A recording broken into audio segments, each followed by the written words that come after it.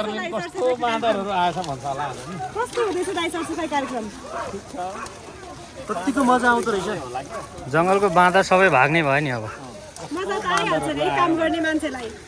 कस्तो बाँदरहरू आएछ भन्दै होला बाँदर पनि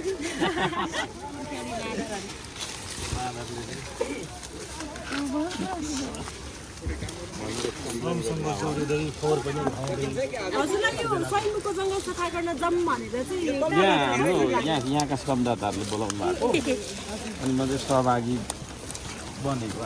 अब कतिजना छ टोटल मेम्बर दाइ थाहा भएन यहाँ थुप्रो मान्छे भएर त्यहाँ हतार हतार आइहाल्यो मान्छे त्यहाँ हजुरलाई 7 दिनको लागि धेरै आउनु भएको छ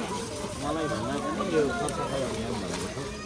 म चाहिँ 7 दिन आएको खासमा म यहाँ आजको यो प्रोग्रामको लिडर म होइन अरू नै हुनुहुन्छ यहाँ स्थानीय हुनु हजुर म सहभागी मात्रै हुनु हजुर टिमबाट चाहिँ कतिजना सहभागी हुनुहुन्छ यो सबै हाम्रै टिम हो तर हाम्रै टिम हो कि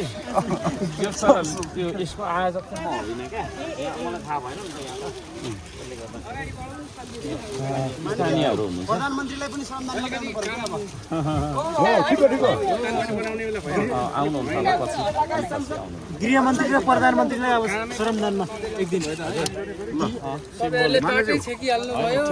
एकछिन हामी उ गरौँ त्यसपछि हामी फेरि अर्को प्रोग्रामहरू पनि अटेन्ड गर्नुपर्छ जस्तै मेयर हुँदादेखिको यो अभियान मान्ने हुँदासम्म पनि भोलि प्रधानमन्त्रीसम्म पनि कायमै रहन्छ हजुर यो अभियान यो यस्तो हुन्छ पद भनेको के अरे केही समयको लागि मात्रै हुन्छ अभियान चाहिँ जीवनभर चल्छ तपाईँले अब समितिलाई झकझकाउनु पर्ने आफै आउनु भएको मेरो छ जम्मा 4वटा जति अभियान छ एउटा श्रमदानको अभियान एउटा यही के अरे लागु औषध विरुद्धको सचेतना फैलाउने अभियान एउटा सरसफाइ अभियान छ यही सरसफाइ अभियान अन्तर्गतको यो हो काठमाडौँमा त निर्माण सरसफाइ भइरहेछ भन्ने सुन्नु त यहाँ त स्वयं एरिया त आज फोहोर देख्नु होला यस्तो छ फोहोर त त्यस्तो साह्रै त देखिएको छैन तैपनि ए हातमा मोबाइल छ बोलाउनु भयो नि त हाम्रो यहाँ श्रमदाताहरू हुनुहुन्छ कि हामी चाहिँ फेरि श्रम संस्कृतिमा नेता कार्यकर्ता भन्दैनौँ हामी सबै श्रमदाता म नि श्रमदाता मात्रै हो हाम्रो पार्टीमा चाहिँ नेता हुँदैन मानिसहरुकै सामान्य नेता होइन नेता होइन श्रमदाता मात्रै हो होइन तर अगुवा श्रमदाता भन्छ हाम्रो कुन कुन ठाउँमा श्रमदान गर्नुपर्ने देख्नु भएको छ तपाईँले चाहिँ म अब भर्खर आएको छु त्यति बाटोहरू त थाहा छैन मलाई यहाँको होइन यहाँ अब कता कता छ यहाँको स्थानीय हाम्रो श्रमदाताजीहरूले देखाउनुहुन्छ त्यहाँ हामी चाहिँ नै श्रमदान गर्छौँ रानुको महानगरपालिकाको मेयर हुँदै गर्दाखेरि त्यहाँको हरेक काममा तपाईँ श्रमदान गर्नुहुन्थ्यो मान्य भइसकेपछि त्यहाँ श्रमदान गर्न कति पुग्नुहुन्छ के छ आज पनि चलिरहेछ त्यहाँ होइन बाटो बनाउँदै हुनुहुन्छ धरानमा त हामी म्यासिभ के अरे श्रमदान गर्छौँ त्यहाँ त तपाईँको अरबौँको कामहरू गरेका छौँ हामी मान्यजी यो दार्चुलाको पुल बनाउने विषयमा तपाईँले विषयमा उठाउनु भएको थियो यसलाई चाहिँ पर्सि म जाँदैछु बिहान दार्चुला जाँदै हुनुहुन्छ टिम गइसक्यो हजुर पहिला हाम्रो इन्जिनियरको टिम गएर अब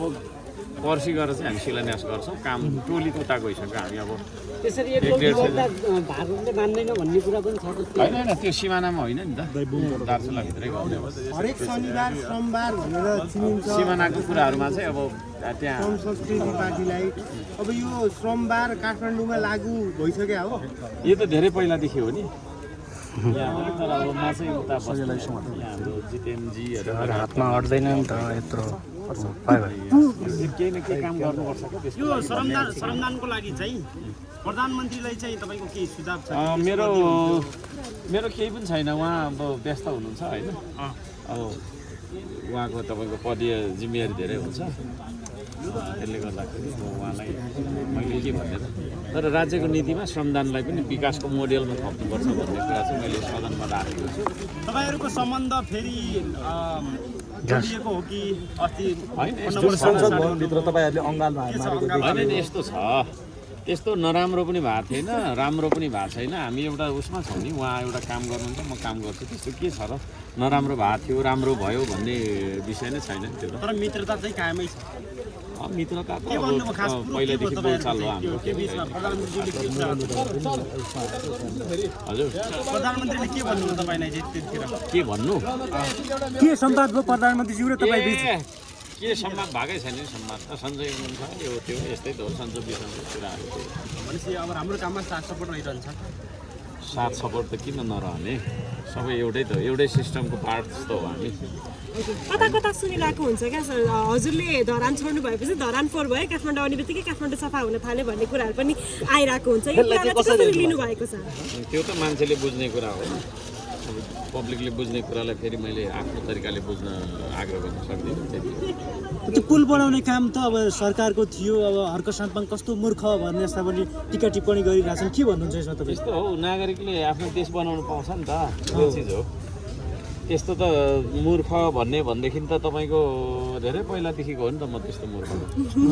म त यस्तो काम गरेर तपाईँ धरानको मान्छे कहाँ गएर पुल बनाइदिनु भयो त वर्ल्ड रेकर्ड राख्ने मान्छे हो फेरि श्रमदान गरेर वर्ल्ड रेकर्ड क्या संसारमा कोही पनि छैन श्रमदान गरेर वर्ल्ड रेकर्ड त्यसले गर्दाखेरि त्यस्तो म जस्तो मूर्ख बन्नुपर्छ सबैजना कहिलेसम्ममा वर्ल्ड रेकर्ड कायम होला त सर के त कायम राखिसकेको मान्छे भन्छु हजुर अब फेरि पनि नयाँ रेकर्ड चाहिँ कहिले अब रेकर्ड त अरूले दिने हो मैले मैले भनेर दिने होइन त्यो पनि मैले मागेर दिएको होइन बालेन शाहलाई हर्क साङपाङको श्रम संस्कृति पार्टीमा ल्याएर श्रम गराउन कतिको मन छ तपाईँले के अरे यस्तो छ उहाँको अब आफ्नै ऊ छ होइन म श्रमदानको टी सर्ट चाहिँ एउटा दिनु पर्यो भन्दैछु बालेन शाहलाई कहिले दिनुहुन्छ कहिले दिनुहुन्छ संसदमै दिनुहुन्छ कि बाहिर भेटेर उत्ताउलो हुन्छ सुदन गुरुङ त संसदमा उत्ताउलो हुन्छ सुदन गुरुङ त तपाईँले प्रस्ताव राखेपछि सुदन गुरुङ त आउनु पनि हुन्छ होला जस्तो लाग्छ सुदन गुरुङज्यू गृहमन्त्रीज्यू उहाँलाई बोलाउँदा त आउनु तपाईँको कुरा निकै सुन्नुहुन्छ उपसभामुखको बारेमा यहाँले नयाँले भोट पार्टीबाट दाबी गर्दै हुनुहुन्छ हैन वार्ता गर्नु पर्यो हजुर एकचोटि वार्ता गर्नु पर्यो नि त उपसभामुखको विषयमा वार्ता कोसँग हौ नयाँलाई भोट हाल्छ कि हाल्दैन हेर्छौँ भन्नुभएको छैन एकचोटि वार्ता गर्दा के हामी उम्मेदवारी दिन्छौँ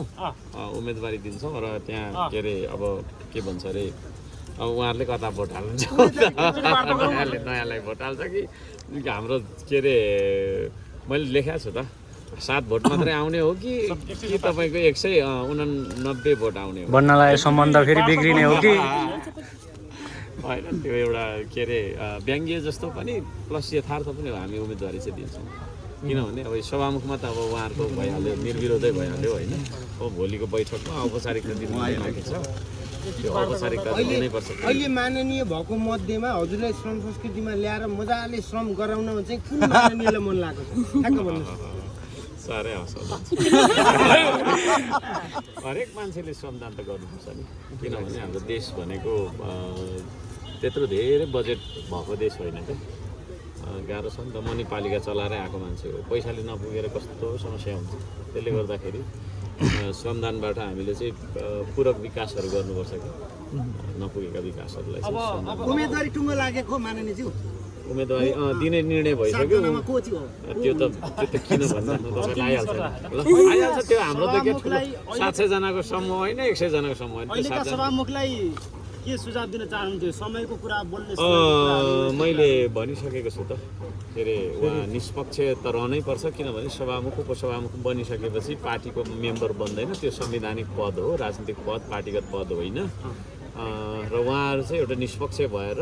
होइन एउटा अभिभावकीय भूमिका सदनमा खेल्नुहुनेछ र त्यही भन्छु म चाहिँ के अरे निष्पक्ष भएर रहनु होला प्रतिपक्षी अथवा साधारण आई मिन लाइक द सानो दलहरूलाई पनि होइन मैले आवाज उठाइसकेको छु पर्याप्त बोल्ने समय दिनुपर्छ किनभने साना मान्छेहरूसँगै ठुल्ठुला गुनासाहरू हुने गर्छन् क्या देशमा त्यसले गर्दाखेरि अब साना मान्छेहरूको ठुल्ठुला गुनासाहरू साना दलका ठुल्ठुला गुनासाहरू सुन्नुपर्छ त्यसका लागि अब बैठकै 16-17 मिनट ढिलो सुरु गर्ने तर बोल्न चाहिँ फेरि 3 मिनटमा सकिसक भन्दाखेरि त्यो चाहिँ राम्रो चलन देखिएको छैन अब आगामी दिनहरूमा चाहिँ राम्रै हुन्छ होला भएन भने म फेरि घडी उपहार ल्याउँछु संसदमा घडी नै ल्याउँछु रिस्ट वाच होइन अनि उपहार दिन्छु फेरि ढिलो आउनेलाई सिंहदरबारमा सस्तो खालको तर फेरि महँगो हुँदैन सिंहदरबारमा हर्क साङपाङको श्रम संस्कृति पार्टीको क्याम्पेन जान्छ कि जाँदैन अस्ति जलेको सिंहदरबार छ यति बेला सिंहदरबार बनाउने भन्ने कुरा चाहिँ फेरि त्यो चान्सुने कुरा जे पार्टी पनि होइन होइन त्यहाँ अब धेरै कुराहरू छन् त्यो अब पुरातात्विक हिसाबको कुरा पनि हो त्यो होइन एउटा धेरै पुरानो बिल्डिङहरू हो नि त अब त्यहाँ गएर कोही मान्छेले अब ऊमा आवेगमा आएर गर्छु भनिहाल्नु र गर भनिहाल्ने खालको स्थिति छैन त्यहाँभित्र चाहिँ हामी अब श्रमदान सरसफाइसम्म चाहिँ अनुमति लिएर गर्छौँ सम्बन्धित निकायले सरसफाइ पनि त्यहाँ थुप्रो रहेछ तर त्यो कन्स्ट्रक्सनको काम त्यो दरबारभित्र छिर्ने कामहरू चाहिँ हाम्रोबाट हुँदैन सिधै त्यो त सिधाइहाल्छौँ हामी हाम्रो टोली गइसकेको छ फेरि हामी श्रमदाताको टोली भनेको चाहिँ एकदम हो क्या एक्सपर्ट हो तपाईँहरू आउनु है मिडिया पनि ठुल्ठुलो ढुङ्गा बोकाउँछु म क्यामेरा पर राख्ने स्ट्यान्डमा हुन्छ हर्क सामङ कहिले प्रधानमन्त्री बन्छ प्रधानमन्त्री तपाईँहरूले कहिले बनाउने कता जानुभयो खै त्यो क्यामेराले धेरै ठुलो छ किन जहिले बनाउनु छ तैले नभएको जसलाई तपाईँहरूले जहिले बनाउनु छ तैले बन्छ अहिले पनि भन्नु जनताहरूले पनि हजुर जस्तो प्रधानमन्त्री आज माननीयज्यू हुनुभएको छ यहाँ स्वयम्भूमा हजुरलाई सरसफाइ कार्यक्रममा देखियो आज माननीय हुँदा सरसफाइमा देखियो भने प्रधानमन्त्री हुँदा चाहिँ सरसफाइमा देखिन्छ त्यो त मेरो अभियान भन्दैछु त जुनै पदमा रहे पनि अभियान चाहिँ इम्पोर्टेन्ट हो अभियान जारी रहन्छ पद त म जस्तै धरानको प्रमुख थिएँ होइन सधैँभरको लागि त थिइनँ नि त अब यो अहिलेको पद पनि सधैँभरको लागि त होइन तर मेरो अभियान चाहिँ जीवनभर रहन्छ 70 वर्षमा दिने वृद्ध भत्ता राष्ट्रपालले 75 बनाइदियो के भन्नुहुन्छ यसमा तपाईँ के अरे हो त्यो धेरै आलोचना हाम्रो विरोधहरू भइसकेपछि उहाँहरूले त्यो चाहिँ हामीले गरेका थिएनौँ भन्ने खालको किसिमले अहिले मिडियामा भन्दै हुनुहुन्छ त्यो गर्नु हुँदैन किनभने एउटा सबैलाई आफ्नै किसिमको सम्झिनु हुँदैन क्या सबैसँग बराबर पैसा छ त गोजीमाइल तपाईँहरूको छैन नि होइन पैसा अलिक धेरै होला कोहीसँग थोरै होला त्यसले गर्दाखेरि त्यस्ता निम्न तपाईँको चाहिँ फेरि आय भएका आमा बाउ बाबाको लागि सम्झिनु पऱ्यो नि त होइन जसले चाहिँ त्यो मेरो भत्ता आउँछ र मैले चाहिँ मेरो टाउको दुखेको दबाई खान्छु भनेर सोचिरहेको होला क्या होइन कतिलाई त आवश्यक छैन भने नलिँदा पनि हुन्छ क्या राम्रो आर्थिक अवस्था हुने आमा बाबालाई त्यो नलिँदा पनि हुन्छ है तर कतिको चाहिँ त्यस्तो छ नि त होइन त्यो तपाईँको 3-4 हजार रुपियाँ पैसा कहिले मेरो आउँछ र त्यो पनि 3 महिनामा दिन्छ हो कहिले आउँछ र मैले चाहिँ के अरे औषधि गरौँला के गरौँला भनिरहेको हुन्छ त्यो खालको मान्छेहरूको लागि चाहिँ एकदम आवश्यक छ क्या त्यो चिज त्यसले गर्दा त्यसलाई त्यो 75 मा पुर्याउने अब लाइफ एक्सपेक्टेन्सी भनेकै अराउन्ड 70 हो हाम्रो होइन हो कि भन्नु न औषध आयो अनि तपाईँको त्यो औषध आयो भन्दा माथितिर लगेर नि आज कति बजीसम्म रहनु हुने चिठा पार्ने खालको गर्नु हुँदैन नि वृद्ध भत्तालाई उता महावीर पुनले आज शनिबारको सदुपयोग गरेर किताब बेच्दै हुनुहुन्छ हजुर यता श्रम संस्कृति पार्टीको अभियानमा हुनुहुन्छ के भन्नुहुन्छ उहाँको किताब पनि थुप्रै हामीले धरानमा चाहिँ किनेका थियौँ